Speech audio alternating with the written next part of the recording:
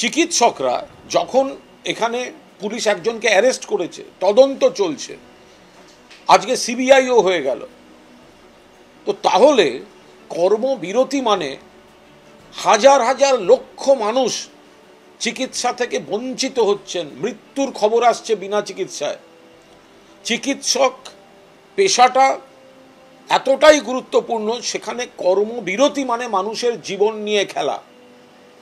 আপনারা নিশ্চিতভাবে প্রতিবাদ করুন, আপনারা নিশ্চিতভাবে নিন্দা করুন, আপনারা নিশ্চিতভাবে দাবি জানান, কিন্তু আপনারা কাজ কেন বন্ধ রেখেছেন?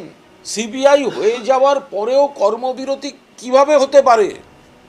মুখ্যমন্ত্রী সংবেদনশীল পদক্ষেপ নেওয়ার পরেও কিভাবে এই কর্মবিরতি হতে পারে? কাদের পারপাস সার্ভ হচ্ছে এতে? সাধারণ মানুষের।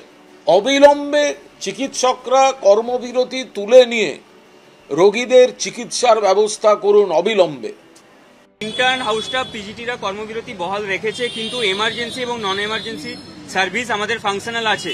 ওখানে প্রফেসর, এইচওডি এবং অন্যান্য ডাক্তারি সহকর্মীবৃন্দ আমাদের কাজে নিযুক্ত আছে। পেশেন্ট পরিষেবা কোনোভাবেই বিঘ্নিত ঘটছে না।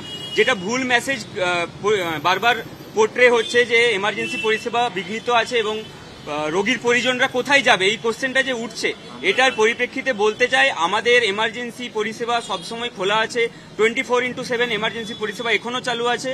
তো রোগীর পরিবার পরিজন বা রোগীর কোনো রকম সমস্যা আমরা হতে দিচ্ছি না, হতে দেব না। Only we residents have pulled back ourselves from the emergency and non-emergency services. Hospital services are going on.